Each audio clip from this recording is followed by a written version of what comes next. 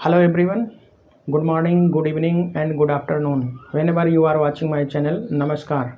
This is RK Verma and a very warm welcome to Science Messenger. In the continuation of chapter number 2, acids, bases and salts, we are going to discuss about a very commonly used salt in our daily life, that is sodium chloride or table salt, common salt or rock salt. It is very interesting salt and very commonly used salt in our diet. So let us learn something more interesting about this particular salt. Common salt, rock salt, table salt और sodium chloride. ये sodium chloride chemically हम इसे sodium chloride या NaCl कहते हैं और इसे common salt कहते हैं क्योंकि मोस्ट कॉमनली हमारे द्वारा ये यूज किया जाता है, इसीलिए हम इसे कॉमन साल्ट कहते हैं। इसे रॉक साल्ट क्यों कहते हैं? क्योंकि this salt is found in the form of deposits in the many parts of world. तो दुनिया के बहुत सारे भागों में ये डिपॉजिट के फॉर्म में पाया जाता है, इसीलिए हम इसे रॉक साल्ट भी कहते हैं। नेक्स्ट पार्ट है why it is known as table salt. खाना खाते समय अक्सर हमारे टेबल पर थोड़ी सी मात्रा में ये ज़रूर रखा रहता है, इसलिए हम इसे टेबल साल्ट भी कहते हैं। तो what is actually table salt, rock salt और कॉमन साल्ट? ये chemical compound with formula NaCl। ये एक केमिकल कंपाउंड है जिसका फार्मूला होता है NaCl। Most essential part of our diet, it is most essential part of our diet. NaCl की बात अगर हम करें तो ये प्योर फॉर्म में वाइट होता है। सोडियम क्लोराइड या साधारण नमक अगर हम इसके प्योर फॉर्म की बात करें तो ये वाइट कलर का होता है, लेकिन जनरली प्रायः ये ब्राउन कलर का हमें मिलता है। अगर हम मार्केट में इसको देखेंगे, इतने बड़े बड़े इसके ऐसे क्रिस्टल आते हैं, तो इन क्रिस्टल को अगर हम ध्यान से देखेंगे तो ये ब्राउन कलर के होते हैं because of presence of impurities. इसमें बहुत सारी इम्प्योरिटीज होती हैं, स्पेशली ये इम्प्योरिटीज कैल्शियम और मैग्नीशियम के क्लोराइड और सल्फेट होते हैं, जैसे calcium chloride, magnesium chloride, calcium sulphate, magnesium sulphate. Due to the presence of these impurities the crystal of sodium chloride looks brown but in the pure form it is white. अब chemically हम इसको prepare कैसे करते हैं? हमने पढ़ा था neutralisation reaction, जिसमें एसिड और बेस आपस में रिएक्शन करके साल्ट और वाटर का फॉर्मेशन करते हैं। तो केमिकली अगर हमें इसे प्रिपेयर करना होगा तो हम सोडियम हाइड्रोक्साइड पर हाइड्रोक्लोरिक एसिड का रिएक्शन कराएंगे, तुम्हारा बनेगा NaCl। ये है कॉमन साल्ट और वाटर। तो केमिकली प्रिपेयर करने के लिए हमें सोडियम हाइड्रोक्साइड पर हाइड्रोक्लोरिक एसिड का रिएक्शन कराना पड़ेगा, तो हमें मिल जाएगा सोडियम क्लोराइड। लेकिन सी वाटर, समुद्र का पानी जो है, मेन सोर्स है सोडियम क्लोराइड का। इस साल्ट का सबसे मेन सोर्स है सी वाटर या ओशन वाटर, और ये साल्ट लेक के फॉर्म में भी पाया जाता है। आपने सुना होगा नमकीन झीलें या खारे पानी की झीलें, तो साल्टी लेक्स में भी ये पाया जाता है। और इसका मेन सोर्स है, सबसे मेजर सोर्स है धरती के ऊपर सी वाटर और ओशन वाटर। और सी वाटर को हम सैलाइन वाटर भी इसीलिए कहते हैं, इसीलिए हम कहते हैं सैलाइन वाटर। सैलाइन वाटर का मतलब ऐसा वाटर जिसमें NaCl घुला हो। तो समुद्र के पानी में NaCl घुला रहता है, इसीलिए हम ओशन वाटर को सैलाइन वाटर भी कहते हैं। अब सी वाटर से नेचुरली सी वाटर के ऊपर सोलर रेडिएशन, सनलाइट पड़ती है, जिससे ये नेचुरली इवापोरेट होकर के NaCl का फॉर्मेशन होता रहता है। और सी वाटर में 2.7% से 2.9% तक नमक होता है NaCl। नमक के समुद्र के पानी में 2.7 से 2.9% तक NaCl घुला रहता है। नेचुरली सोलर रेडिएशन से पानी इवापोरेट होता है, तो हमारा बनता है क्रूड NaCl। अब इसको हम क्रूड NaCl क्यों कहते हैं? क्रूड NaCl इसलिए हम इसको बोलते हैं क्योंकि इसमें इम्प्योरिटीज प्रेजेंट होती हैं। Crude NaCl contains impurities like chlorides and sulphates of calcium and magnesium, like calcium chloride, magnesium chloride, calcium sulphate, magnesium sulphate. अब ये तो नेचुरल फॉर्मेशन हो गया NaCl का। ये नेचुरली जो नमक बनता है, इसीलिए वो क्रिस्टल के बड़े बड़े क्रिस्टल के फार्म में बोरियों में भर के जब आता है तो उसका कलर होता है ब्राउन। तो ये तो नेचुरल फार्मेशन हो गया। अगर हम समुद्र के पानी से अगर हम चाहें कि ओशन वाटर से नमक बना लें, तो ओशन वाटर से नमक बनाने के लिए सबसे पहले हमें ओशन वाटर लाना पड़ेगा। उसमें जो सॉल्युबल इम्प्योरिटीज़ हैं वो तो पड़ी रहेंगी, लेकिन इनसॉल्युबल इम्प्योरिटीज़ जो हैं उनको हम फिल्टर करके छान करके अलग कर लेंगे। तो समुद्र के पानी से अगर हमें नमक बनाना है तो सबसे पहले हम इनसॉल्युबल इम्प्योरिटीज़ को फिल्टर करके अलग कर लेंगे।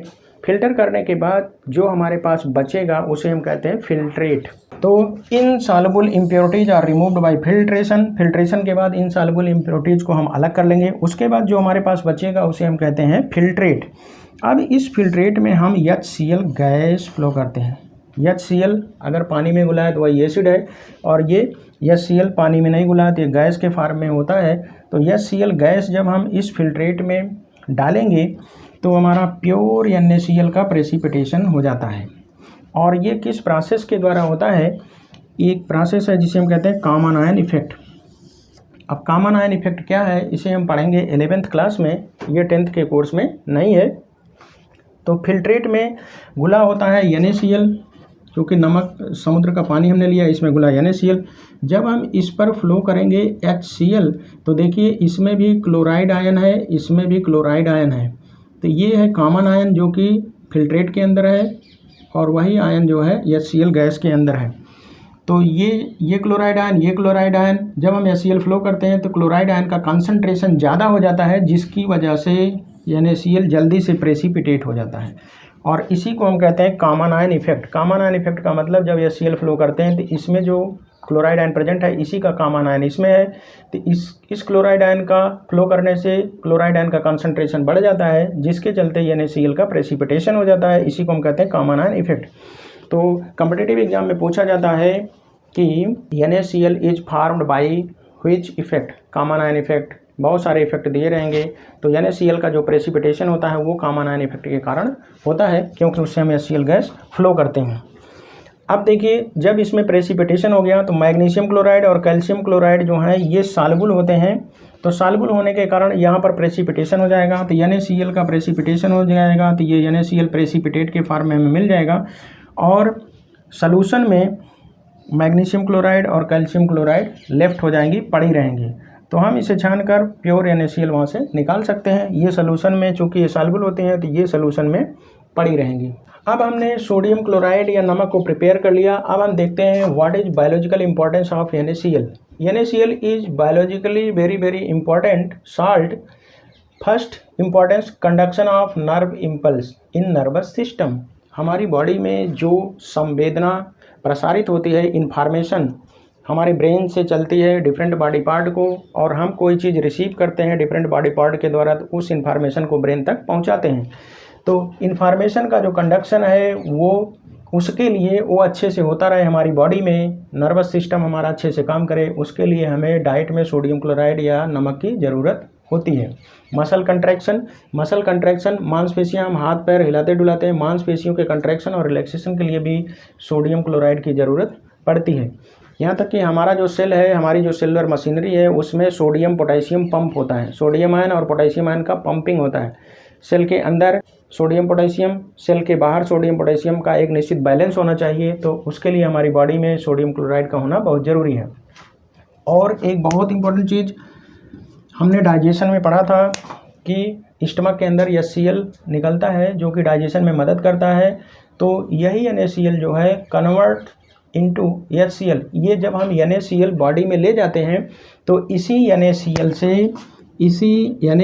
से HCl यानी हाइड्रोक्लोरिक एसिड का फॉर्मेशन होता है। अगर हम NaCl नहीं लेंगे तो HCl का फॉर्मेशन हमारे स्टमक में नहीं होगा। Loss of NaCl with sweet along with water creates muscle cramp. जब गर्मियों के दिनों में हमारी बॉडी से जो पसीना निकलता है उसको आप टेस्ट करिए तो उसका टेस्ट नमकीन आता है। क्यों? क्योंकि उसमें NaCl या सोडियम क्लोराइड रहता है। अब जब बहुत ज़्यादा मात्रा में एक्सेसिव स्वेटिंग हो जाती है और पानी हम कम पीते हैं तो उसके साथ हमारी बॉडी का सारा साल्ट बाहर निकल जाता है, और जब सारा साल्ट बाहर निकल जाता है मैक्सिमम अमाउंट में, तो आपने यहाँ पढ़ा था मसल कंट्रैक्शन, तो हमारी मसल्स में क्रैम्पिंग हो जाती है। मसल्स एक बार सिकुड़ गई फिर वो रिलैक्स नहीं हो पाएगी, उसी को हम कहते हैं मसल क्रैम्प। तो इसके लिए क्या होता है, आप डॉक्टर के पास जाएंगे, इसी को कहते हैं डिहाइड्रेशन। और पानी भी ज़्यादा निकल गया तो डॉक्टर क्या करता है, सलाइन बॉटल, आपको ग्लूकोज की बॉटल लगा देता है, उसमें NaCl घुला रहता है। इलेक्ट्रॉल कंटेंस NaCl, इलेक्ट्रॉल का पाउडर हम पीते हैं उसमें भी NaCl होता है। डॉक्टर जो ग्लूकोज की बॉटल टांगता है उसे कहते हैं सलाइन बॉटल, तो उसमें भी NaCl घुला रहता है। Saline contains NaCl, saline bottle, जब आपको सीवियर डिहाइड्रेशन हो जाता है कॉलरा की वजह से, तो वहाँ पर NaCl बॉडी से निकल जाता है। तो NaCl निकल जाएगा तो सेल की जो सेलुलर मैकेनिज्म है, सोडियम पोटेशियम पंप, वो डिस्टर्ब हो जाती है। तो उसको मेंटेन करने के लिए हमारी बॉडी में बाहर से सोडियम का सप्लीमेंट आना चाहिए। तो आता है किस फॉर्म में, in the form of sodium chloride या कॉमन साल्ट। अब देखिए एक बहुत इंपॉर्टेंट डिजीज है ग्वाइटर कंट्रोल। हमारे गले में थायराइड ग्लैंड होती है, अगर उसे आयोडीन नहीं मिलता तो थायराइड ग्लैंड अपनी साइज बढ़ा देती है और गले में स्वेलिंग आ जाती है, उसी को हम कहते हैं ग्वाइटर। अब उसको कंट्रोल कैसे किया जाता है, नमक, जो आजकल हम नमक खाते हैं उस पर आपने देखा होगा लिखा रहता है आयोडाइज्ड साल्ट। तो उस नमक के अंदर एक निश्चित मात्रा में आयोडीन मिली रहती है। हमारी बॉडी की थायराइड ग्लैंड अच्छे से काम करे उसके लिए उसे चाहिए आयोडीन मिनरल। तो आयोडीन को हम नमक में मिलाकर उसके साथ लेते हैं, उसी को हम कहते हैं आयोडाइज्ड साल्ट। अब नमक में हम कितना मिलाते हैं, चूँकि आयोडीन की ज़रूरत हमारी बॉडी को बहुत ही कम मात्रा में होती है, इसीलिए जो आयोडाइज्ड साल्ट लिखा रहता है, आयोडाइज्ड साल्ट, आयोडीन युक्त नमक, उसमें 10⁵1 के रेशियो में नमक और आयोडीन होता है। मतलब 10⁵ पार्ट अगर नमक है सोडियम क्लोराइड तो 1 पार्ट होता है आयोडीन। कहने का मतलब 10⁵ का मतलब 1 लाख और 1 का मतलब 1। तो 1 लाख किलोग्राम अगर हम नमक लेते हैं तो उसमें 1 किलोग्राम आयोडीन मिलाएंगे, तो उसी को कहते हैं आयोडाइज्ड साल्ट। और हम नमक खाते ही खाते हैं, बहुत कॉमन चीज़ है, सलाद में, भोजन में, किसी भी समय हम नमक किसी न किसी फॉर्म में खाते ही हैं। तो उसके साथ ये आयोडीन भी हमारी बॉडी में जाता है जो कि ग्वाइटर को कंट्रोल करता है। WHO यानी वर्ल्ड हेल्थ ऑर्गेनाइजेशन के अनुसार हमें पर डे 2000 मिलीग्राम यानी कि 2 ग्राम नमक या NaCl लेना चाहिए पर डे। हमारी बॉडी में डाइट के द्वारा किसी भी रूप में 2000 मिलीग्राम या 2 ग्राम नमक हमें लेना चाहिए। लेकिन अमेरिकन्स मानते हैं कि 2000 मिलीग्राम नहीं, हमें केवल 1500 मिलीग्राम ही नमक पर डे लेना चाहिए। अगर हम ज़्यादा क्वांटिटी में सोडियम क्लोराइड या नमक लेते हैं तो इसके साइड इफ़ेक्ट भी हैं। हमारी बॉडी में ब्लड प्रेशर बढ़ जाता है, हाइपरटेंशन क्रिएट हो जाता है और हार्ट डिसऑर्डर क्रिएट हो जाता है। हमारा हार्ट सही से फंक्शन नहीं करता। आप जानते हैं हाई BP में क्या होता है। तो ज़्यादा नमक भी नहीं लेना चाहिए क्योंकि ज़्यादा नमक हमारे लिए नुकसानदेह होता है। अगर एक एवरेज आदमी है जिसकी बॉडी का वेट है 50 किलोग्राम, 50 किलोग्राम वज़न का कोई आदमी है अगर, तो इसकी बॉडी में कितना नमक होगा, इसकी बॉडी में 200 ग्राम नमक पाया जाता है, 200 ग्राम्स। मतलब 50 किलोग्राम का कोई व्यक्ति है तो उसकी बॉडी में टोटल नमक कितना प्रेजेंट होगा किसी समय, वो 200 ग्राम है। 200 ग्राम का मतलब अगर हम इसको करें तो 40 टी स्पून, चाय का जो चम्मच आता है उससे 40 चम्मच के बराबर। एक चम्मच में माना जाता है कि लगभग 5 ग्राम आता है। तो 40 चम्मच के बराबर नमक हमेशा 50 किलोग्राम वजन वाले व्यक्ति के शरीर में पाया जाता है। अब हम देख लेते हैं chemicals from common salt. Common salt से कौन कौन से केमिकल बनाए जा सकते हैं। तो common salt is used as a raw material for the preparation of sodium hydroxide, hydrochloric acid, hydrogen gas, chlorine gas, sodium carbonate यानी कि washing soda and NaCO3 baking soda. इन सब केमिकल को बनाने के लिए रॉ मटेरियल मतलब कच्चे माल की तरह यूज किया जाता है। अब एक क्वेश्चन बहुत छोटा सा इम्पोर्टेंट पूछा जाता है, व्हाट इज ब्राइन, BRINE। तो strong solution of NaCl is known as brine. ऐसा सोल्यूशन जिसमें NaCl की मात्रा बहुत ज़्यादा है, पानी के अंदर NaCl की मात्रा बहुत ज़्यादा करके सोल्यूशन बनाना ही कहलाता है स्ट्रॉन्ग सोल्यूशन, और इसी को हम कहते हैं ब्राइन। और इसका जो सोडियम क्लोराइड है उसका यूज किया जाता है प्रिजर्वेटिव के रूप में for fish, meat and leather. Fish के चारों तरफ लगा के रख देते हैं तो जल्दी से ख़राब नहीं होता। मीट के चारों तरफ भी नमक लगा के रखते हैं। लेदर इंडस्ट्री में उसे हम कहते हैं टैनिंग ऑफ लेदर, TANNI। तो लेदर की जो प्रोसेसिंग की जाती है उसे हम कहते हैं टैनिंग ऑफ लेदर, उसमें भी नमक का उपयोग किया जाता है NaCl का। और प्रिजर्वेटिव किसमें, पिकिल को प्रिजर्व करने के लिए भी हम इसका यूज करते हैं, PICKLE, पिकिल्स। अचार हम घरों में बनाते हैं, उसमें नमक ज़्यादा मात्रा में नमक डाल के रखते हैं। तो जब ज़्यादा मात्रा में नमक डाल के रखते हैं तो उसमें हमारा जो पिकिल है, अचार ख़राब नहीं होता, क्योंकि वो बनाता है हाइपरटॉनिक सोल्यूशन। और उसमें जब माइक्रोब्स उसको ख़राब करने के लिए बाहर से एंट्री मारता है तो हाइपरटॉनिक सोल्यूशन में उसकी हो जाती है प्लाज्मालिसिस और वो मर जाता है, तो हमारा अचार ख़राब नहीं होता। तो अचार को प्रिजर्व करने के लिए फिश को, मीट को, लेदर को ये NaCl या सोडियम क्लोराइड का यूज किया जाता है। ज़रा हम इस एक डायग्राम की सहायता से देख लेते हैं।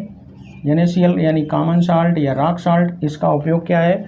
प्रिपरेशन ऑफ वाशिंग सोडा ये sodium carbonate NaH2O, baking soda यानी HCO3, ब्लीचिंग पाउडर, इसका फार्मूला होता है CaOCl2, आगे इसी चैप्टर में हम पढ़ेंगे। इसके प्रिपरेशन में भी इसका उपयोग किया जाता है। और सोडियम हाइड्रोक्साइड बनाने के लिए, सोडियम हाइड्रोक्साइड अभी हम आगे पढ़ेंगे, उसमें ब्राइन सोल्यूशन यानी इसी नमक के घोल से ही बनाया जाता है। उसमें अगर हम NaCl की इलेक्ट्रोलिसिस करते हैं तो उसमें क्लोरीन और हाइड्रोजन गैस भी हमें प्राप्त होते हैं। इसेंशियल कॉन्स्टिट्यूएंट ऑफ फूड, ये हम जानते ही हैं कि हमारे फूड में कोई भी भोजन हम लेते हैं उसमें नमक बहुत इसेंशियल कंपोनेंट है। लेदर इंडस्ट्री में हमने बता ही दिया, इसी प्रोसेस को हम टैनिंग कहते हैं। ये NaCl शुगर बीट यानी कि चुकंदर के लिए फर्टिलाइज़र का काम करता है। और ये देखिए सबसे इम्पोर्टेंट प्रॉपर्टी है melting of ice on icy roads.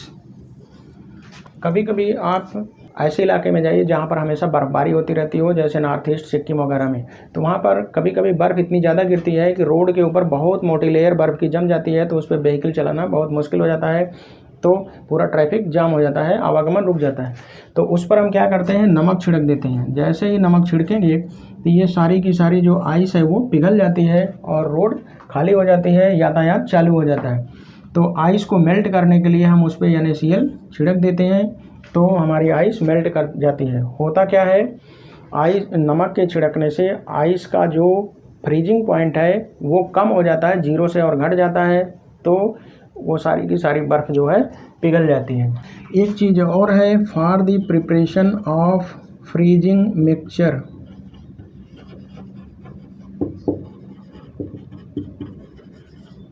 Freezing mixture का मतलब होता है कि अगर हम आइस में NaCl मिला देंगे तो उसी मिक्सचर को हम कहते हैं आइस प्लस NaCl, इसी को हम कहते हैं फ्रीजिंग मिक्सचर। और ऐसा करने से क्या होगा कि आइस का फ्रीजिंग पॉइंट जो है कम हो जाता है, तो वो कूलिंग इफेक्ट क्रिएट करने में ज़्यादा मदद करता है। तो फ्रीजिंग मिक्सचर हम आइस में NaCl मिला करके बनाते हैं।